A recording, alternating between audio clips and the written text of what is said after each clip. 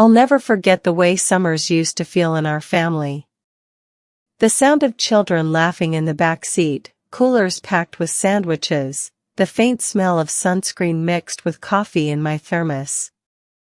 Vacations weren't just trips back then, they were proof that I had done something right as a mother. I was the one who planned it all. I picked the destinations, booked the cabins, and filled the fridge with groceries. I even made sure there were extra blankets for everyone. When money was tight, I worked double shifts at the diner, slipping every spare dollar into an envelope marked family trip. I didn't care if my feet ached or if my hands cracked from scrubbing dishes. What mattered was seeing my daughter smile as we drove down those endless highways. Before I begin, I want to mention that the Mama True Story channel is having a $200 giveaway to celebrate our subscribers. I can hardly believe so people are interested in this old lady's stories. To participate, it's simple. Subscribe to the channel, hit the notification bell, like this video, and leave a comment telling me where you're watching from, a little about yourself, or share a beautiful story. I'd love to know who you are. Now, let's get back to my story. Back then, Jessica used to say, "Mom, these are the best days of my life." I believed her. I thought the love we built under those open skies would carry us forever. But time has a cruel way of testing even the strongest bonds. Children grow, families scatter, and the very people you once sacrificed for can make you feel like a guest in your own life. I remember one particular trip to Myrtle Beach. Jessica was only 12, and she spent the entire week collecting seashells. She lined them up on the balcony railing, tiny treasures she refused to throw away. I kept one of those shells for years in a jar by my kitchen window. I told myself it was a reminder that no matter what storms came, I still had a daughter who loved me. Now, I sometimes wonder if I was just clinging to an illusion. You see, the truth about family is this: you don't always realize when the shift begins. One day you're at the center of their world, the next you're standing quietly on the edges, hoping they'll still remember you. It doesn't happen overnight, it sneaks up, like a shadow growing longer each year. Can you imagine what it feels like to give your life to someone, only to slowly realize they no longer see you as necessary? That was the beginning of my story, the part that no one in my neighborhood knew about. To them, we looked like a close mother and daughter, sharing dinners and laughter. Behind closed doors, I felt the chill of being left behind. But I didn't say a word. I smiled when Jessica visited with the kids. I cooked Sunday roasts and baked pies for them, like nothing had changed. I kept telling myself, she's busy. She's stressed. She still loves me. That's what mothers do, we excuse the cracks until the whole thing shatters. And deep down, I already sensed something was coming.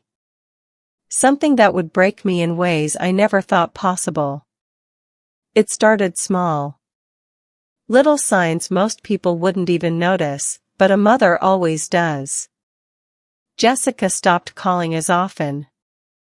When she did, the conversations were quick, clipped, as if she had someplace better to be. She used to ask about my garden, about whether I was keeping up with my doctor's appointments, but lately her voice carried the tone of someone checking off a chore.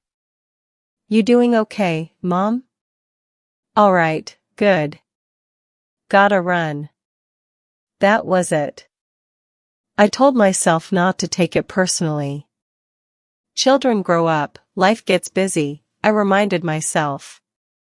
Still, the silence lingered long after I hung up the phone. Then came the dinners. We used to eat together every Sunday, pot roast, mashed potatoes, and that chocolate cake Jessica always begged for when she was little. But one by one, the excuses piled up. The kids have soccer.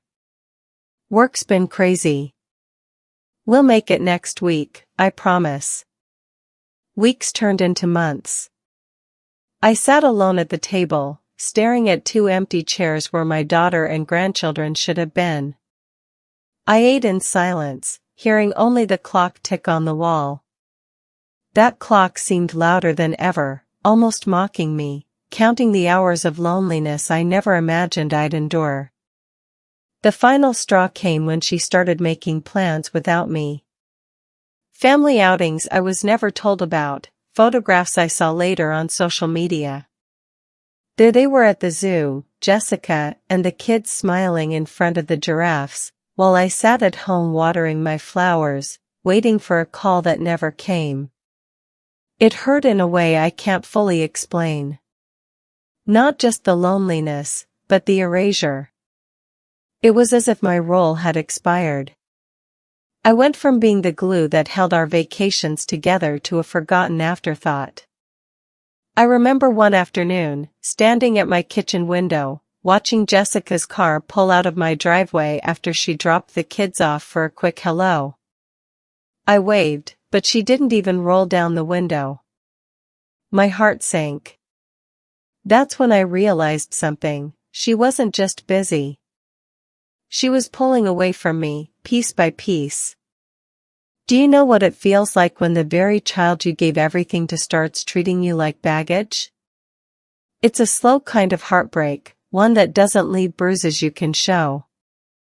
It sits heavy on your chest, and you carry it in silence because no one else can understand.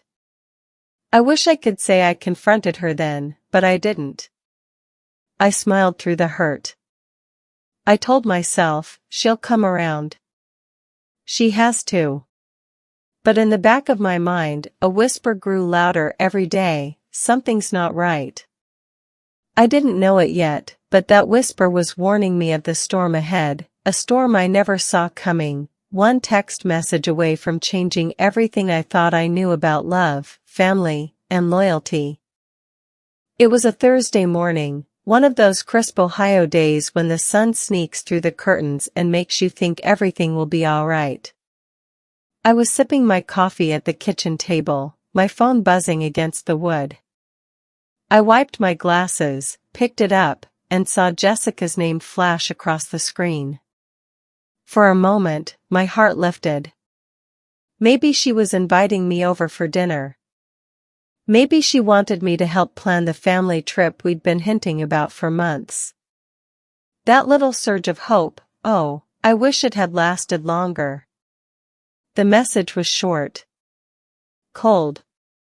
Empty of love. Mom, it's just for us and the kids this time. You stay home. I read it twice, then 3 times, thinking I must have misunderstood. Stay home? For the first time in my life, I wasn't welcome on a family vacation? My chest tightened. The coffee in my cup suddenly tasted bitter. I stared at those words until the letters blurred. The same daughter who once cried to me when her father left, who clung to my apron strings and swore she'd never forget what I did for her, this was the same woman telling me, as if I were a burden, to stay behind while they drove off without me. I wanted to believe it was a mistake. Maybe she typed it wrong. Maybe she meant I could join later. But no follow-up came. Just silence. My mind raced back to last week, when I had signed over my suburban house in Columbus into Jessica's name. She told me it was for safety and peace of mind. I believed her. I thought I was securing her future, giving her something solid to stand on when I was gone. I thought it was an act of love. Now, staring at that text, I couldn't help but ask myself, had I just handed her everything she wanted? Had I given her the house, and with it, the excuse to cut me out of her life? I tried calling her. Straight to voicemail. I left a message, my voice trembling. Jess, I don't understand. Did you really mean what you said? Hours passed, no reply. The walls of my kitchen felt smaller that day. I wandered from room to room, touching the framed photographs of her childhood, the birthday cakes, the beach trips, the Christmas mornings. Every picture told me I mattered once. But her text screamed that I didn't anymore. Can you imagine what it feels like to pour your whole soul into raising someone, only to be told you're no longer wanted? Not by a stranger, but by the very child you'd have died for. That pain, it cuts deeper than any knife. I went to bed that night with my phone on the pillow, hoping it would buzz with an apology. But it didn't. Only silence. Heavy, suffocating silence. And yet, in that silence, a thought began to take root. A question I never dared ask before: what if Jessica didn't see me as her mother anymore? What if she only saw me as a deed on a piece of paper, one she now owned? That question haunted me, and soon, I'd overhear something that confirmed my darkest fear. A few days after that text, Jessica came by to drop off the kids for a short visit. She was rushing, barely saying hello before slipping outside to take a phone call. I stayed in the kitchen, pouring apple juice into plastic cups, but her voice carried through the open window. I didn't mean to eavesdrop. Truth is, I wish I hadn't. I heard her laugh, sharp, careless. "Yeah, it's basically mine now," she said. "The house. She signed it over last week. Finally, I don't have to worry about her messing things up." My hands froze. The juice overflowed, spilling sticky sweetness across the counter. Then came the words that cracked me in half: "Once we're settled, she won't be in the way anymore. I can do what I want with the place." I pressed a hand to my chest. My daughter, my only child, wasn't just excluding me from a vacation. She was plotting a future where I was nothing more than a signature on paper. I leaned against the counter, shaking. In that moment, every sacrifice I'd ever made flashed before me. Working those long nights at the diner so she could have ballet lessons. Selling my wedding ring to pay for her college textbooks. Going without new clothes for years so she could wear the best to school. Every scar on my hands, every wrinkle on my face, they were all carved by the life I built for her. And this was my reward? To be dismissed like clutter she couldn't wait to clear out? I couldn't stop listening, even as the words sliced deeper. She chuckled again, saying, "After the vacation, I'll finally start making some changes around there. Maybe a remodel. Maybe sell it. Who knows? It's mine now. Mine now." Those two words burned into me. Do you know what it feels like to suddenly see your child as a stranger? To realize the person you thought would protect you is actually planning your erasure?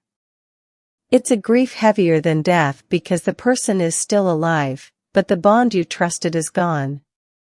I wiped the counter slowly, though my vision was blurred with tears. When Jessica came back inside, she didn't notice the redness in my eyes. She just clapped her hands and said, "All right, kids, let's go. Grandma's tired." Tired? No, I wasn't tired. I was broken.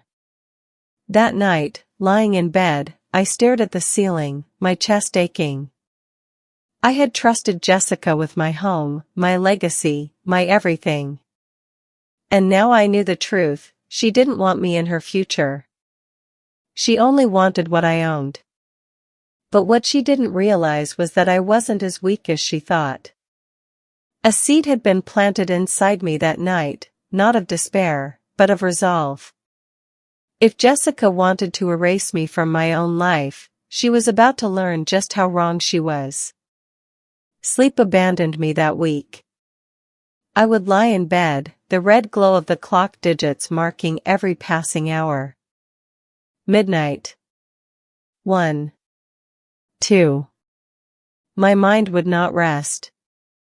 Instead, it replayed Jessica's voice on that phone call, over and over like a cruel lullaby. It's basically mine now. Every time those words echoed, I felt the sting of betrayal deepen.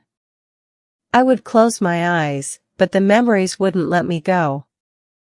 I saw myself in my younger years, rushing between 2 jobs just to make rent and still come home to cook Jessica's favorite spaghetti. I remembered sewing her prom dress by hand when we couldn't afford the one she wanted, staying up all night so she could walk into that gymnasium looking like a princess. And then, as if my mind wanted to punish me further, I remembered the day I signed the papers. Jessica held my hand, smiling sweetly, saying, "Mom, this way you'll never have to worry again." I believed her. I trusted her. That trust now felt like a rope tightening around my throat. At 3 in the morning, I would wander into the kitchen, put the kettle on, and sit with a cup of tea that grew cold before I ever touched it. The silence of the house was deafening. Every photo on the wall seemed to watch me, the smiling child, the grateful daughter, the family that once existed. It was as though those images mocked me now. I wanted to scream, but the only sound I made was the tapping of my fingers on the table. Tap. Tap. Tap. Each beat asking the same question, how could she do this to me? You might think at my age, heartbreaks stop cutting so deeply. But let me tell you, the betrayal of your own blood slices sharper than any knife. It doesn't matter if you're 74 or 24, when your child turns on you, it feels like the ground beneath you collapses. I tried to reason with myself. Maybe she's just stressed. Maybe she didn't mean it that way. But the truth screamed louder than my excuses. Jessica wasn't stressed. She wasn't careless. She was deliberate. She had taken the house, she had excluded me, and she was planning a future without me in it. I felt powerless. But beneath that powerlessness, something else began to stir. A slow, steady flame. By the 4th sleepless night, I caught myself whispering into the darkness, "No. She won't get away with this. Not my own daughter. Not like this." It startled me, hearing my own voice say it aloud. But once spoken, I couldn't take it back. That flame grew brighter. I wasn't ready to share it with anyone yet. Not even Mrs. Whitaker next door, who had noticed my drawn face and asked if I was feeling unwell. I just smiled faintly and said I was fine. But inside, I was building a plan. Because if Jessica thought I was too weak, too old, too tired to fight for myself, then she had another thing coming. I had spent decades sacrificing for her. Now, for the first time, I would sacrifice nothing. Instead, I would fight. And this time, the victory would be mine. After nearly a week of sleepless nights, I realized something. I couldn't fight this battle alone. My heart was strong, but my knowledge was limited. Jessica thought she had boxed me in, but I knew there had to be someone who could tell me if I had any rights left. That's when I thought of Mr. Daniels. He was a retired lawyer from my church, a kind man in his late 70s with a sharp mind that age hadn't dulled. He used to handle estate cases, wills, and property transfers, and I remembered him once saying, "People make mistakes with their signatures. But paper can be undone, just like it was written." So one afternoon, I baked a peach cobbler, packed it carefully, and walked the 3 blocks to his home. When he opened the door, his eyes lit up. "Margaret Henderson," he said warmly, I haven't seen you in weeks. What brings you here? I forced a smile, though my voice trembled. I need your help. It's about my daughter. We sat at his kitchen table, the cobbler untouched between us, as I spilled everything. The text message. The overheard phone call. The house papers I had signed. My hand shook as I slid the documents across the table. He adjusted his glasses, read quietly, and finally looked up. His expression was serious, but not hopeless. Margaret, he said, your daughter thinks she owns this house outright, but she doesn't. You gave her title, yes, but you didn't secure your future in writing. That was the mistake. Still, he tapped the page gently, you have options. My breath caught. Options? He nodded. You can establish what's called a life estate. Or better yet, you can sell this property to a company with stipulations. You'd gain financial security, and your daughter would lose the power she thinks she has. People forget, ownership isn't always permanent when it's built on manipulation. I leaned back, stunned. For the first time in days, I felt a flicker of hope. But would it be wrong? I whispered. To take it back from her? Mr. Daniels' eyes softened. Margaret, what's wrong is how she treated you. What's wrong is a daughter cutting out her own mother after everything you've given. Protecting yourself isn't wrong. It's justice. I wiped a tear from my cheek. Justice. That word sat heavy on my tongue, but it felt right. Before I left, he handed me a small notepad filled with scribbled instructions. Steps I could take. Contacts I could call. Paths I could follow quietly, without Jessica ever suspecting. As I walked home under the fading sun, the weight on my shoulders felt lighter. My daughter thought she had already won. But thanks to Mr. Daniels, I now knew the truth, the game had only just begun. And this time I wasn't playing to lose. The very next morning, I pulled out Mr. Daniels' notepad and stared at the names and numbers he had written. My heart raced. I wasn't the type to call lawyers or property managers. I had spent most of my life working shifts, raising my child, cooking Sunday dinners. But desperation does strange things. It gives you courage you didn't know you had. With shaking hands, I picked up the phone and dialed the first number. A property management company. Mr. Daniels had assured me they were reputable, discreet, and experienced in senior contracts. The man on the line listened patiently as I explained my situation. He didn't laugh. He didn't dismiss me. He simply said, Mrs. Henderson, you still have rights.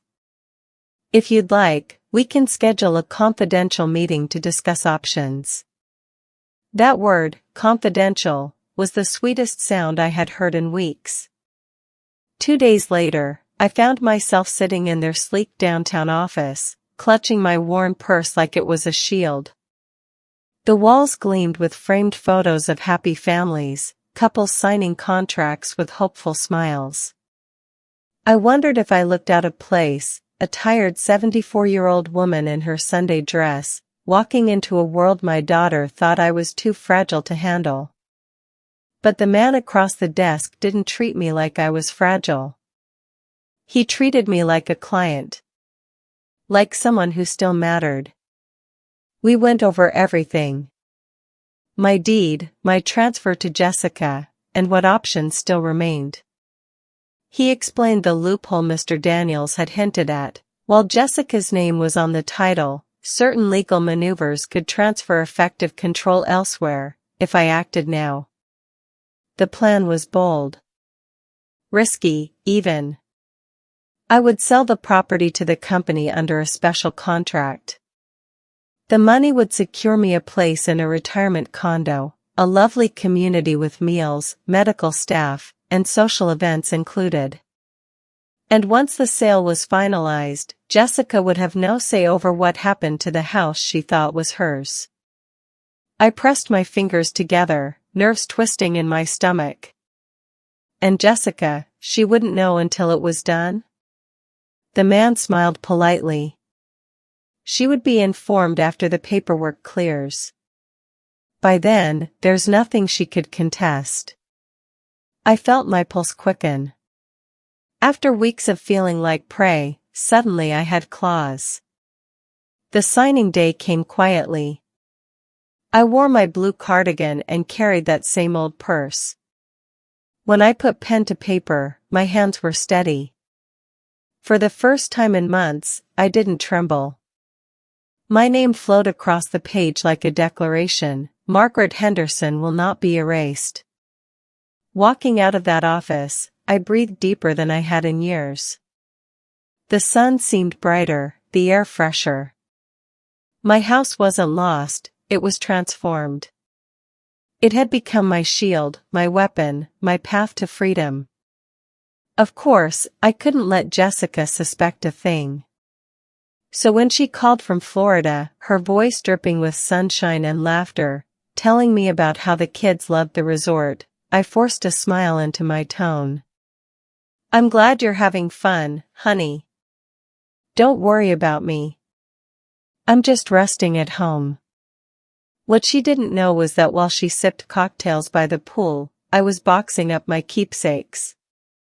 Mrs. Whitaker, my loyal neighbor, helped me move the things that mattered most, photo albums, heirlooms, my mother's quilt, into storage. Each box felt like I was reclaiming a piece of myself. Jessica thought she had won. She thought her mother was sitting quietly, forgotten, waiting for the scraps of attention she might throw my way. But the truth?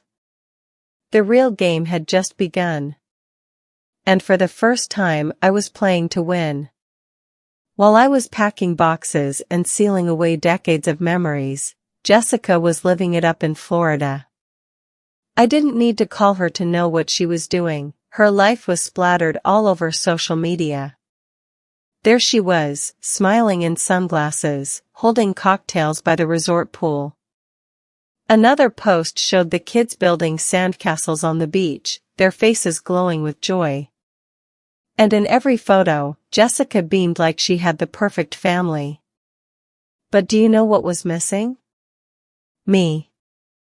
Not a single mention of her mother.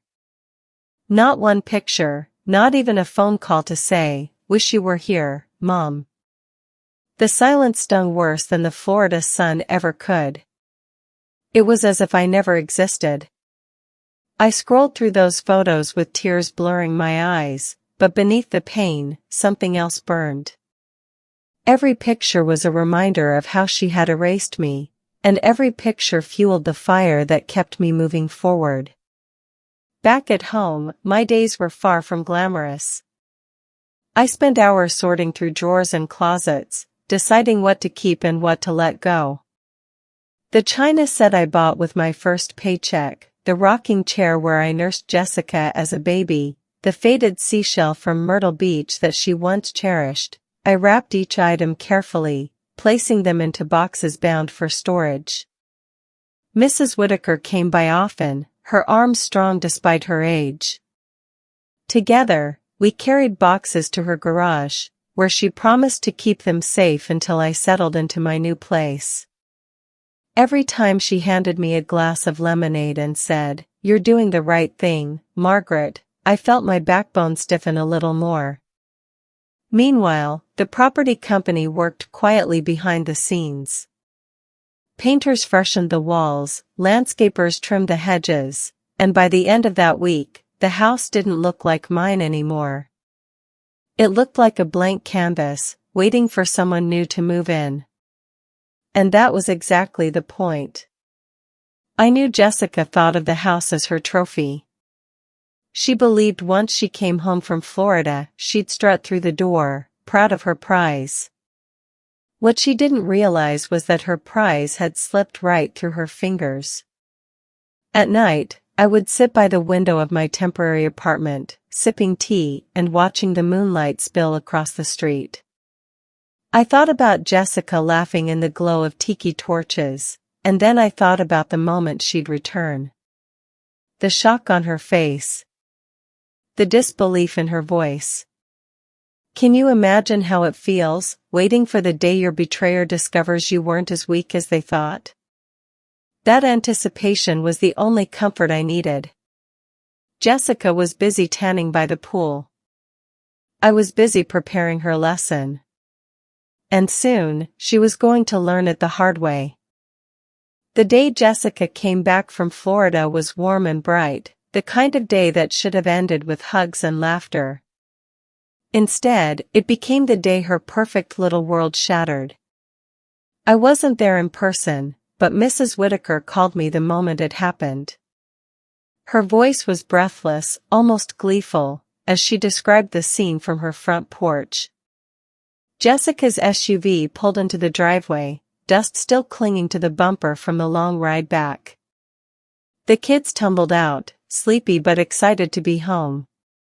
Jessica stretched her arms, keys jingling in her hand, ready to unlock the door to her house. But the driveway wasn't empty. A moving truck sat parked at the curb, its back wide open. Strangers carried boxes up the steps, a young couple with bright smiles, their little boy trailing behind them with a toy truck. The front lawn had been freshly mowed, the hedges trimmed. The place didn't look like Jessica's anymore. It looked alive, claimed, renewed. Jessica's smile dropped. She marched up the walkway, her heels clicking against the pavement. "Excuse me," she snapped. "What exactly are you doing here?" The young man set down his box, wiping sweat from his brow. "Moving in," he said casually, as if it were the most obvious thing in the world. "We signed the lease last week. The company said the house was ready." Jessica's face drained of color. "Lease? What lease?" "This is my house." The woman tilted her head, confused. "I think you must be mistaken. We signed a 12-month contract. The papers are right here." She reached into her purse and pulled out a neatly folded packet of documents, holding them up with steady hands. Mrs. Whitaker told me Jessica snatched at the papers, her hands trembling as she scanned the words. Her voice rose into a scream that could be heard down the block. "This isn't possible. This is my home." The children clung to her legs, frightened, asking what was wrong. But Jessica had no answer. She could only watch as strangers carried lamps, suitcases, and toys through the front door she thought belonged to her. Neighbors peeked through curtains. A few stepped out onto porches, pretending to sweep or water plants while really just watching the spectacle unfold. Everyone in the neighborhood had believed Jessica's story, that she had inherited the house, that she was finally in charge. Now they saw the truth unravel in real time. Jessica tried the front door, but it wouldn't budge. The locks had already been changed. She pounded her fist against the wood, shouting, "Open this door. You can't do this." The young man's calm voice cut through her hysteria. "Ma'am, with all respect, this isn't your property anymore. You should probably call the company if you have questions." That single word, company, told her everything. Jessica's scream cracked into sobs. She dropped the papers, crumpled and torn, onto the lawn. The kids started crying too, tugging at her hands, begging her to explain. But she couldn't. For the first time, Jessica had no power, no control, no clever excuses. From my apartment across town, I sat quietly with a cup of tea, staring at the phone as Mrs. Whitaker relayed every detail. And I'll admit it, a small, satisfied smile tugged at my lips. After weeks of being erased, after years of being used, I finally had my justice. Jessica thought the house was hers. But that day, she learned the truth, it had never truly belonged to her. It belonged to the mother she had betrayed. The night after Jessica returned from Florida, the neighborhood buzzed with whispers. Word travels fast when something dramatic happens on a quiet street. By sundown, everyone knew that Jessica Henderson had come home from vacation only to find strangers living in her house. I can only imagine what she felt as she drove away that evening, her children still crying in the back seat, her pride shattered like glass. To the outside world, Jessica had always carried herself like she was in control, the perfect mother, the successful daughter, the woman who had it all. But deep down, I knew she thrived on appearances. And now those appearances were gone. Mrs. Whitaker told me she sat on her porch late into the night, watching as Jessica parked her car down the street, headlights off, and just stared at the house. She didn't get out. She didn't knock. She just sat there, gripping the steering wheel, as if hoping the sight of her former home would somehow change back into the fantasy she had built in her head. But fantasies don't survive reality. I imagine Jessica thought about the new family inside, the laughter, the boxes being unpacked, the smell of fresh paint still lingering in the air. That home was no longer hers. The very walls she believed would hold her future were now walls she couldn't even enter. Do you know what it feels like to watch someone realize they've lost everything they thought was secure? It isn't joy, not exactly. It's more complicated. There's a sorrow in it too, because no matter how much they wronged you, they are still your blood.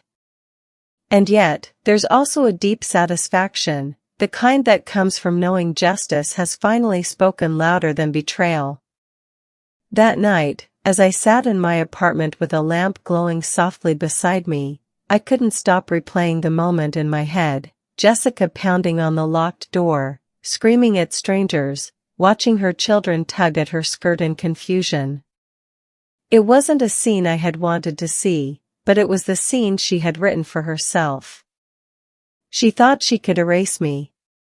She thought I was old, weak, powerless. She forgot the one truth she should have remembered, I was the woman who raised her. And mothers, when pushed too far, can fight with a strength you'll never see coming. Jessica's illusions didn't just crumble that night. They collapsed completely.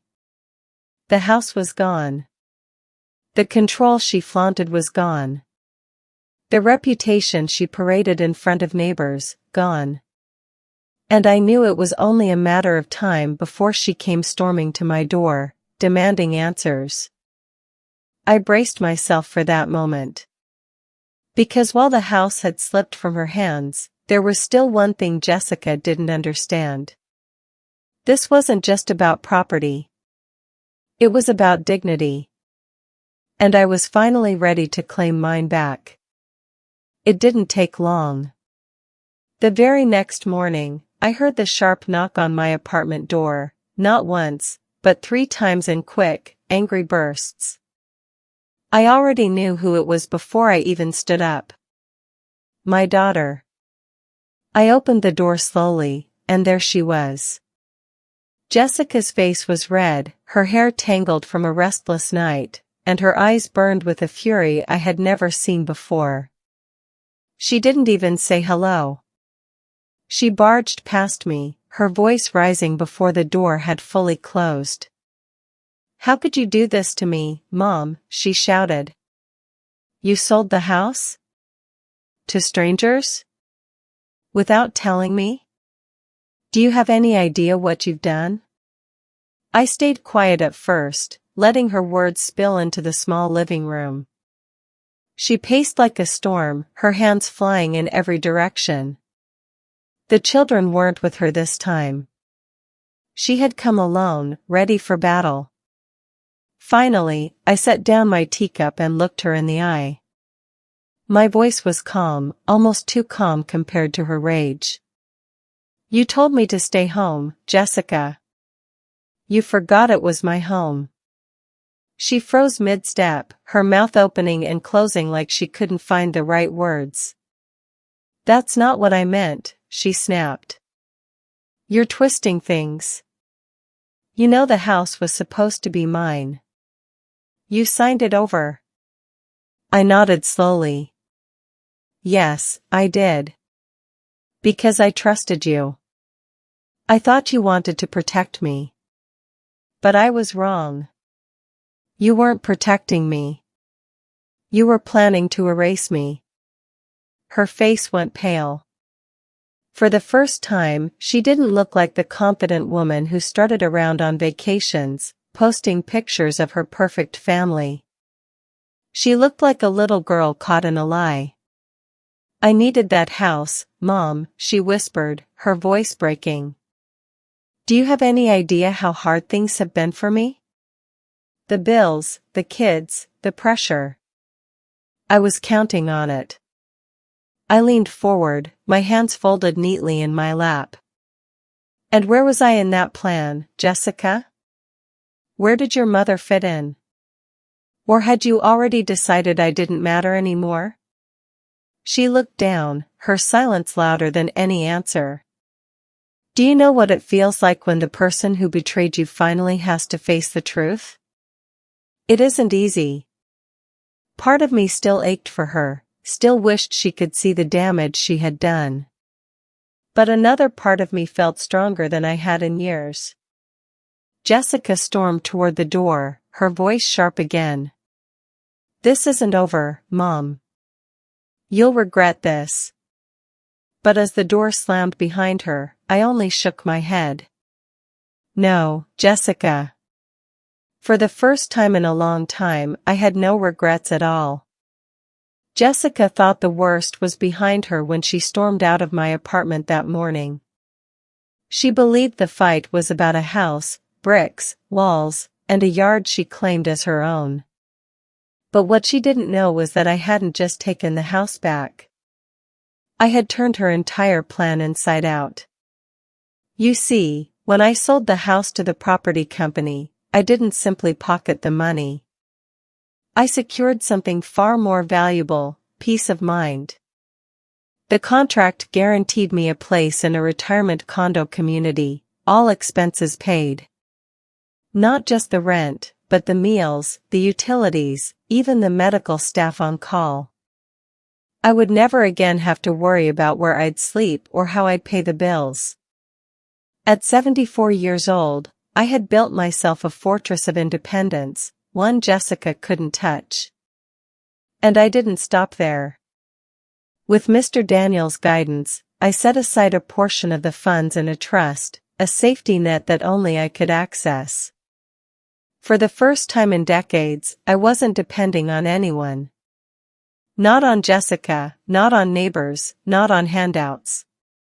I had built a life where my dignity was untouchable. The condo itself felt like stepping into another world. Bright halls filled with laughter, neighbors my age sharing coffee in the lounge, activities from yoga to book clubs. For years, I had been shrinking inside my own home, waiting for Jessica's scraps of attention. Now, for the first time, I felt alive again. The day I moved in, Mrs. Whitaker hugged me tight and whispered, "You deserve this, Margaret. Don't you ever forget that." But Jessica did forget. Or maybe she never knew. When she came back a week later, pounding on my apartment door again, I was ready. Her eyes were swollen from crying, her voice hoarse from anger. "You ruined everything, Mom. That house was supposed to secure our future. Do you have any idea what you've done to me and the kids?" I looked at her, calm and steady. "No, Jessica. I secured my future. You were ready to push me aside. You thought I'd just fade away quietly while you enjoyed the fruits of my labor. But I'm not disappearing. Not now, not ever. Her jaw tightened. So what? You just gave away the house to strangers? You threw everything away just to spite me? I shook my head. Not spite. Strategy. That house gave me freedom, Jessica. It bought me a home where I'm cared for, respected, and never forgotten. I don't need your pity, your permission, or your crumbs anymore. I have everything I need. She blinked, her anger faltering as the truth sank in. For the first time, she realized she had no leverage, no claim, no hold over me. Do you know what it feels like to stand in front of the very person who betrayed you and finally say, I don't need you anymore? It's a power no mother should ever have to claim, but once you do, it's unshakable. Jessica left that day in silence, her pride in pieces. And I stayed behind, sipping tea in the quiet, knowing I had won more than just a battle over a house. I had won back myself. The cracks in Jessica's perfect image didn't stay hidden for long. Betrayal has a way of showing itself, even when people try to cover it up. At first, she tried to spin the story. I heard from neighbors that she told anyone who would listen that I had gone senile, that I didn't know what I was doing when I sold the house. She painted herself as the victim, left homeless by her confused old mother. But lies are fragile things. All it takes is one strong wind to knock them down. The children were the first to see through her. My grandchildren, sweet Sarah and little Michael, came to visit me at the condo one weekend. Their eyes were wide, full of questions they were too afraid to ask their mother. Grandma, Sarah whispered as she held my hand, why did Mommy say you don't love us anymore? You always did everything for us. I hugged her tight, my heart aching. Oh, honey, I said softly, never believe that. I love you more than life itself. What happened wasn't about love. It was about choices your mother made. Children know more than adults give them credit for. They had seen the shouting, the slammed doors, the way Jessica's face twisted with anger whenever my name was mentioned. And slowly, they began to understand that their mother's version of events didn't add up. The neighbors saw it too. They had watched the moving trucks, heard Jessica's screams, and seen the new family settle into the house without a single hiccup. Whispers spread across the block like wildfire, did you hear? Jessica tricked her own mother and lost everything. Even at church, where Jessica used to parade me around like proof of her devotion, people began to look at her differently. Mr. Daniels, with his quiet dignity, made sure the truth was understood. He never shamed her directly, but when folks asked, he simply said, Margaret acted wisely. That's all there is to it. Do you know what it feels like to finally have others see the truth? For so long, I felt invisible, as though no one would ever understand how deeply I had been cut. But suddenly, I wasn't alone. People nodded at me in the grocery store, offering quiet smiles, small gestures of solidarity. Jessica, meanwhile, couldn't escape the fallout. Her friends who once envied her inheritance now shook their heads. The community she once impressed now whispered behind her back. And her children, the ones who should have been her comfort, began asking questions she couldn't answer. Betrayal doesn't just wound the victim. It boomerangs back to the betrayer. And Jessica was learning that lesson the hard way. Moving into the retirement condo felt like walking into an entirely new chapter of my life. For years, my world had been limited to four walls where I waited for Jessica's visits, hoping for scraps of attention. But here, everything felt alive. The first morning I woke up, sunlight streamed through clean curtains onto a room that was mine, not Jessica's, not anyone else's. Mine. I brewed coffee in a little kitchenette that smelled of fresh paint and lavender, then stepped out into the hallway where neighbors were already greeting one another with smiles. There was Mrs. Peterson, who invited me to join the morning yoga class. There was Harold, a retired teacher, who told me about the book club that met every Wednesday. And the staff, kind young people who treated me with dignity, not like a burden to be tolerated. For the first time in a long time, I felt wanted. Each day brought something new. I planted flowers in the shared garden, just as I used to in my own backyard. I joined a quilting circle, laughing as we swapped stories about stubborn children and long-lost recipes. I even learned how to play bingo properly, something Jessica would have rolled her eyes at, but something that filled my evenings with joy. I realized something here: life doesn't end at 74. It begins again when you finally claim it for yourself. Do you know what it feels like to breathe without fear? To wake up without wondering if today will be the day you're pushed aside? That's what this place gave me. Of course, Jessica wasn't happy about it. She came by once, her arms crossed, her face tight with judgment as she looked around the bright lobby. "So this is where you ended up," she muttered, as if it were some kind of punishment. But I only smiled. "Yes, Jessica. This is where I found peace." She didn't stay long. Maybe the laughter of the other residents, the warmth that filled the halls, reminded her too much of what she had lost. Or maybe it reminded her of the truth she didn't want to face, that I had built a life without her, and I was happier for it.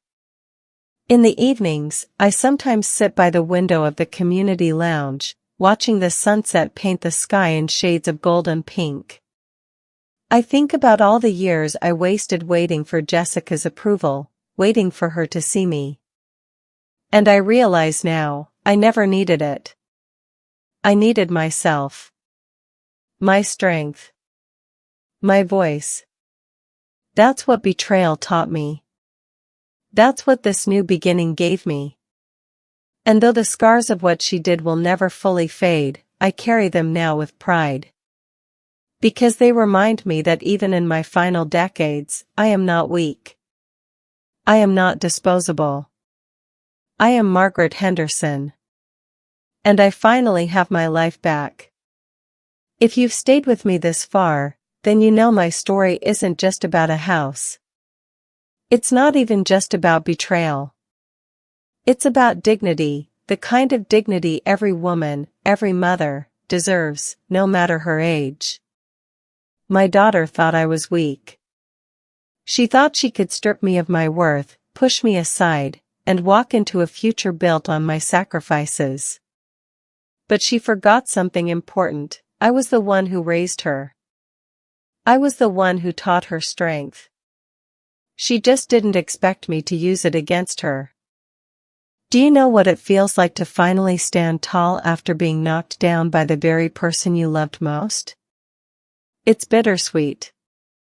I won't pretend I don't still ache when I think of Jessica as a little girl, her small hand clutching mine, her laughter echoing across beach vacations we once shared.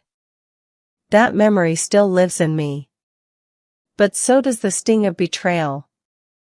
And when those two collide, you learn a truth that no one tells you when you're young: sometimes love alone isn't enough to protect you. What protects you is knowing your own worth. Selling the house wasn't just revenge. It was reclaiming the years of sacrifice she tried to erase. It was saying, I matter too. And moving into the condo wasn't just about comfort. It was about showing her, and myself, that I could build a new life even when she tried to take everything. Jessica lost more than property. She lost trust. She lost respect. She lost the chance to prove she valued me while I was still here. And that's a loss no amount of money or excuses can fix. As for me, I gained more than I ever expected. I gained freedom. I gained peace. I gained the quiet joy of knowing I didn't let betrayal define my ending. So if there's one lesson I want you to take from my story, it's this: don't mistake kindness for weakness. Mothers may bend, but we do not break. We carry scars, but we also carry strength you can't imagine until you're forced to use it. And if you've ever felt erased by your own family, know this: you still have power. You still have choices. You still have the right to reclaim your dignity. I am 74 years old. I've been betrayed, I've been underestimated, I've been hurt. But I am still here. And for the first time in a long time, I am not just surviving. I am living.